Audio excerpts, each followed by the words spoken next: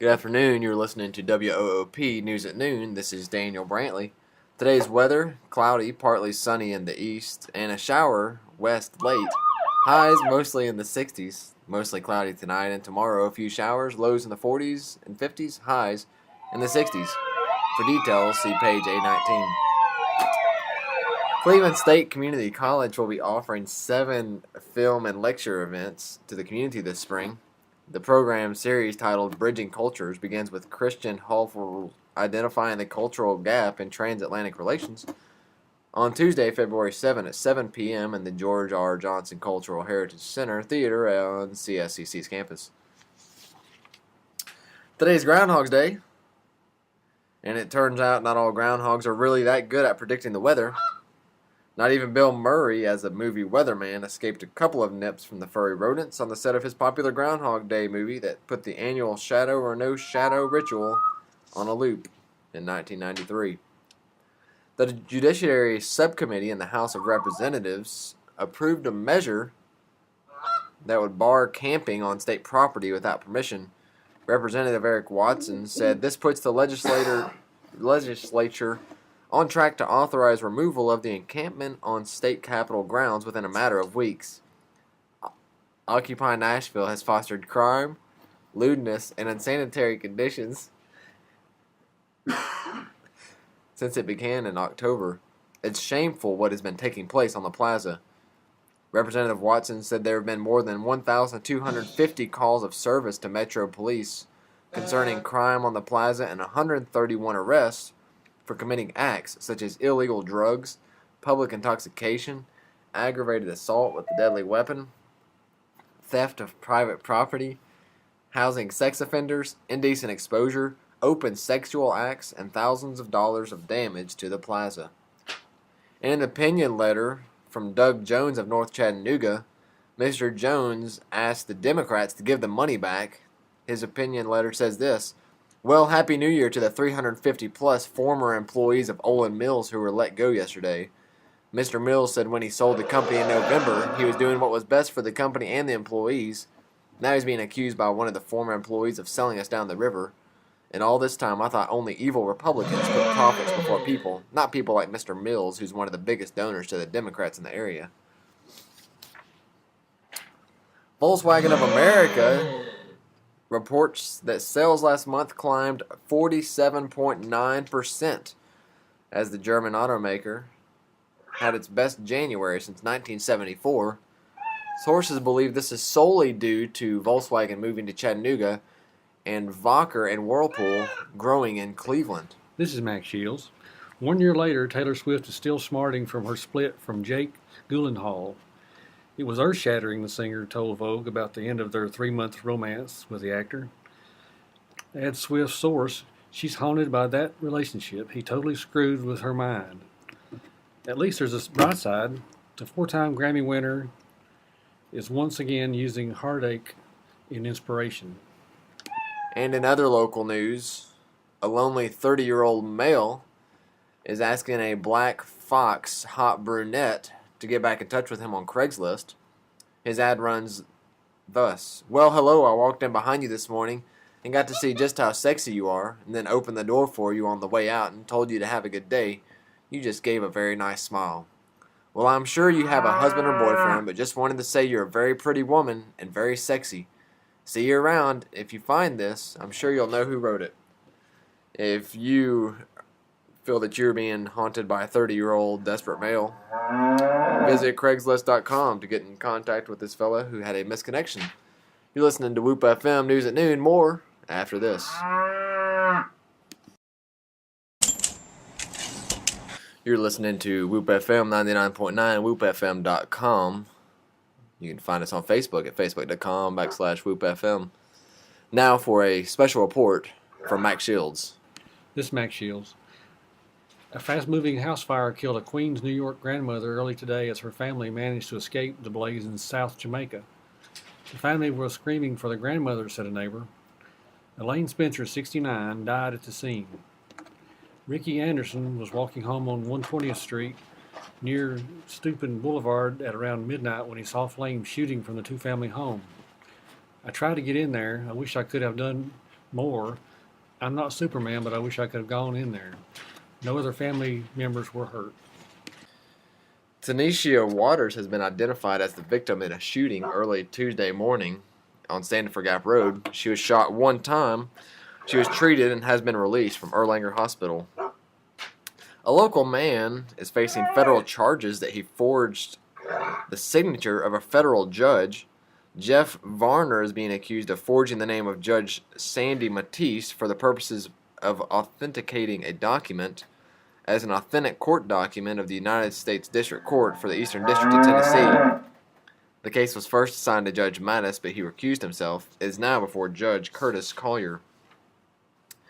Federal authorities have arrested R.K. G's Grant on charges of dealing in crack cocaine. Police said a small bag of marijuana was observed under the seat of his car where Grant was sitting, and he had approximately 2.1 grams of marijuana in his shorts pocket, along with $332. Grant told the detective that there was crack cocaine behind the TV. Officers found 8.73 grams. Also recovered were digital scales, about half a gram of powder cocaine, and a marijuana grinder. Police found 4.79 grams of crack cocaine in a side yard. Grant denied this was his. A Northeast Tennessee woman celebrating her birthday is charged with assault. According to the Elizabethan Star, 44-year-old Sandra Ann Valenote of Roan Mountain was upset because she did not receive the boots she requested for her birthday. Deputies quoted Steve Valenote as saying she threw a book and cake at him and then tried to choke him out last Saturday. Sandra is to appear in court Monday, and deputies said Steve had scratches on his face. Roy Exum, always ready to tackle the tough subjects, wrote an editorial in the Chattanooga.com. He says, I've never been one to keep up with the celebrities like what Lady Gaga is wearing or what Lindsay Lohan is not, but Demi Moore is about to break my heart because back when I was still going to the movies, I thought she was just about the most beautiful woman I'd ever seen. The truth of it is, I still do. On the cover of this week's People magazine, the headline blares of a life in danger, and now that she's reaching her 50th birthday, quotes a source saying, as Demi got older, she needed to convince herself that she needed to stay young and skinny to remain attractive to her husband, and she needed reassurance all the time that she was hot and sexy. Are you kidding me? Everybody who is still alive gets a day older every time the clock strikes midnight. Okay. Alright, no. Okay. I'm just cutting the news. Love you. Bye. This is Donald Draper. Teen beaten by police bloodied a cop, according to police. The young drug suspect, whose brutal beating by Bronx cops was caught on a shocking video, has a laundry list of prior criminal charges, and even gave one cop a bloody nose before they pounced on him, sources told the news. J-Tech Reed, 19, currently has 3 prior open criminal cases. 6 days before the beating incident, he allegedly kicked a woman before stealing her cell phone. Last June, he and 2 accomplices were charged with robbery and assault after they jumped an elderly man for his phone, sliced open his face with an unknown sharp object, and then taunted him about his age. The gruesome wound required 14 stitches to close, according to Darth Vader. In other news, mega volcanoes may be predicted. The eruption of some of the largest volcanoes on the planet could be predicted several decades before the event, according to WHOOP researchers. Such volcanoes can produce enough ash and gas to temporarily change the global climate. The largest of these deadly volcanoes have been dubbed supervolcanoes, and their eruptions can trigger devastation with global impacts. In other news, Kim Kardashian was hit and killed by a bus, and the whole nation applauded. This is Whoop FM. John Reese Roth, a former professor of electrical engineering at the University of Tennessee in Knoxville, began serving a 4-year prison sentence for his September 2008 convictions. Roth was convicted after a jury trial in U.S. District Court in Knoxville of conspiracy, wire fraud, and 15 counts of exporting defense articles and services without a license. As a UT professor, Roth obtained a U.S. Air Force contract to develop plasma actuators to control the flight of small subsonic unmanned military drone aircraft. During the course of that contract, he allowed 2 foreign national students to access export-controlled data and equipment and export some of the data from the contract on a trip to China. From other positive news out of the University of Tennessee, the U.S. Court of Appeals for the 6th Circuit has upheld the felony conviction for David Colonel, a former University of Tennessee student who was found responsible for gaining unauthorized access to Sarah Palin's private Yahoo email account. Colonel was convicted by a jury of a misdemeanor for accessing the email account and a felony for obstruction of a federal investigation. While Colonel claimed the hacking was a college prank, prosecution portrayed the hacking as a politically motivated attempt to derail the campaign of Palin and her presidential running mate, John McCain. Colonel was sentenced to 1 year and 1 day in prison. He was released in November 2011. Now, Colonel is appealing part of his conviction. President Barack Obama called on Congress Wednesday to make it easier for millions of additional homeowners to refinance their mortgages at lower interest rates, even if they owe more than their homes are worth. Calling the housing problem massive in size and scope, Obama detailed a proposal he outlined in his State of the Union speech last week. Obama's proposal would give homeowners with privately held mortgages a shot at record low rates through a new government program for an annual savings of about $3,000 for the average borrower. Steve Jobs, the pioneer of digital music, who brought us the iPod, listened to vinyl records when he was at home. This is Steve Jobs, because the quality of the sound is better than current digital formats can produce, according to rock and roll legend Neil Young. Young made the case that the Apple CEO's preference was just a recognition that current digital formats produce only 5% of the sound that vinyl records do because the data is so compressed. This is Mack Shields. Police say a shooting last night may be the beginning of the city's first gang war.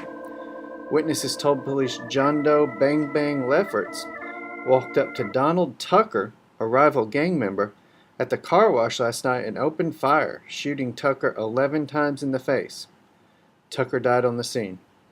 Witnesses say Lefferts ran home to hide after the shooting, but was so intoxicated he collapsed in the street. When members of the gang found Lefferts, they opened fire on the 12-year-old, spraying his body with dozens of bullets. As onlookers watched and one man prayed. When the gang members were finished shooting Lefferts, they reportedly made number one on him and sang a popular rap song by white rapper Eminem. Oh boy. Police say all men involved in the shooting were African American. Early this morning, police announced that another string of shootings had occurred, believed to have been related to the Lefferts killing. Apparently, Lefferts' brother, an ex-convict, opened fire at the liquor store and killed all 4 customers and the clerk.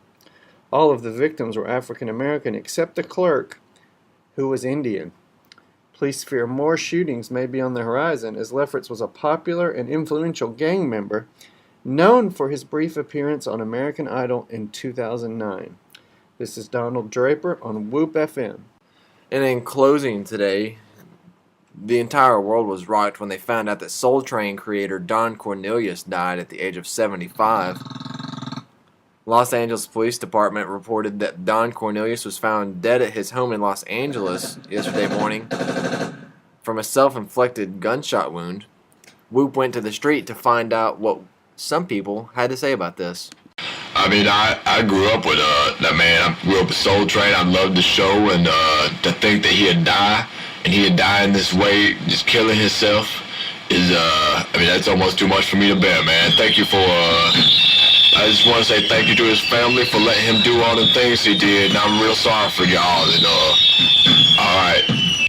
And as a bonus story, just in on the news line at Whoop FM, if you have a news story, feel free to call at 614-5553.